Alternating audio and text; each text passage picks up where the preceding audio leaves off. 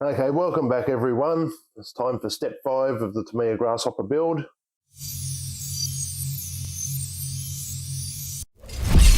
In this step, we're going to be connecting the rear shock absorbers and building them up. So what we need for this step is the 2 rear springs, which are in the bag here with these parts. When you get it out, you notice there's 2 slightly thinner springs and 2 bigger ones. The bigger ones are what we need for the back. So the slightly thinner ones will go back waiting for the front. Okay, we also need A7, A1 and A6, which are all in the front suspension bag. You see them there. We'll get these out. If you're curious, I should have done this in the first bit, but right on there, there is a 7 written on this little tab here. So you can see the numbers if you're really not sure of any of these parts. And you can also check in the back of the manual, it's got the parts exploded, or the diagram of all the bits and what numbers they are. Also need, what was I said, A1 and A... I won't be able to capture it. Probably not, the light's not good. There it is. A little tab there, A1, what these ones are. When you're using the cutters, make sure you go sideways on the part, because if you try going that way, you could chop off a bit of the plastic that's actually needed. So go alongside it, if that makes sense.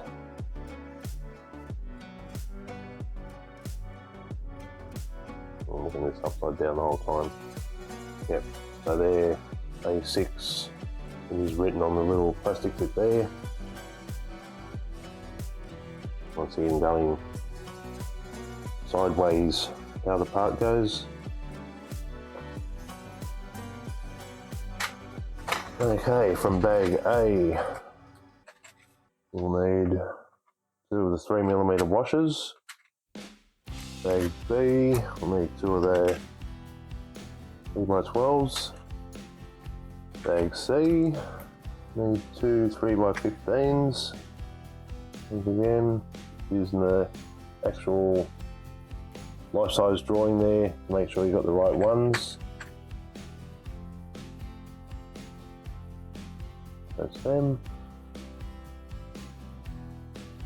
And bag C again, need these 2 really long black ones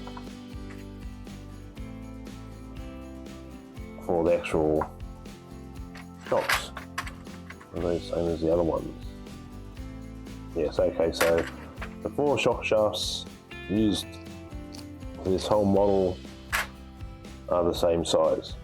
That makes life pretty darn easy.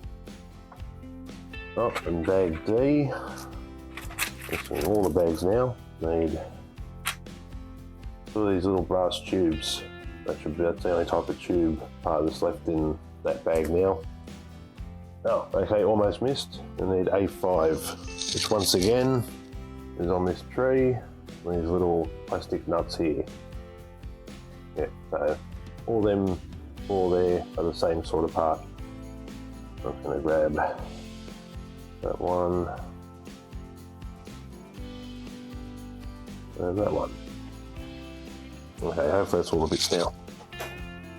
Okay, so once again, having the good cutters means everything's come off nice and clean. Doesn't need too much cleaning up at all. One of those long ones to hold it. Right, so we're going to get one of our long black screws. You grease over the shaft. Drop that into shock body. Yep, need a smaller screwdriver for this one. One of the shock springs. And the A1, which is the one with the slightly thicker part and a screw hole. You notice the other one doesn't actually have a screw hole in it, it just presses in. And just line it up and screw that into the plastic bit until it bottoms out. You can feel it start to get resistance. That's pretty much the rear shocks done. And pop in top cap. There's a bit of a press fit. The good thing is, if you take a really hard hit with the back of this car and land really wrong, these will actually just pop out, and then you can just pop them back in. So instead of breaking the shock, it will just let it come apart at this part where it can. But under normal circumstances, when you're driving, of course, it's all held in and won't go anywhere. It's only if you have a really awkward landing that can come off and basically save the shock from getting broken. It'll just self unscrew. So I'll get the other one done. And you see, I mean, it's got a very fine head to it. Fits perfectly with the smaller screwdriver. Yeah, I didn't remember there being so many smaller screws needed on this kit. But we live and learn. So that's in there. And shock spring on. Saving these SME tools just makes it so much easier. Right, so that's stopped. Popped it on. It doesn't matter which way you put it on because the bottom bit can rotate. Okay, so the shock's done. Plastic screws there, didn't need the other shock shaft to hold it all secure. If you've got, if you're not as strong in the hands as what I am, then you may need to do that with holding the bottom part with the other screw. Oh, okay, we need all 4 of those little brass tubes. I thought the other 2 were for the front. Okay, so there's our hardware that we need for this step. This is the first step where we'll actually need to use the box wrench. What we're going to do, I'll probably easier start at the top, 3x15. Put the washer on that. Okay, so what you actually want to do is get this brass piece in there first. So if it's dropping out too much, you can use a bit of grease to hold that. Then the screw will go straight through there. You can get one of these plastic nuts.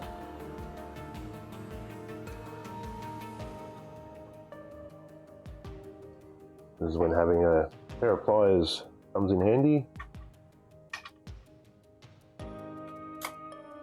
You just screw that until it stops. In the bottom, another brass tube, one of the 3x12s. This one you can pre-install. In the hole in the bottom of the shock, you may need to take a bit of the pressure off the shock spring. Just start that in there and screw it till it stops. So that's one shock on. Do the same with the other side. Preload up the screw with the washer. Brass tube goes in the shock. It all goes in the holder. Once the screw's in, then you're sweet. Then it'll stay together. Well, you'll get, if you want this to go on definitely even, you just move the screw out. And see if we can get that box wrench on there. Will it work? Yes, you can use the box wrench. It will just hang on to that nut if you don't have pliers handy. In the bottom part, load up that brass collar.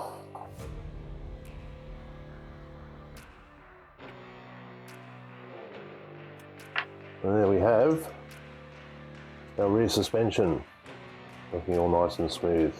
So what it is, which is basically pogo shocks, there's no oil, that grease was just to lubricate, doesn't slow it down as such. But for a small light car like this, these shocks actually do okay. Okay, so that's into step 5. Step 6 is charging the battery, which I've already done that, been using LiPos. So the next step, we'll be back, will be step 7, which is attaching the servo horn to the servo. So remember to like and subscribe, and I'll see you for step 7.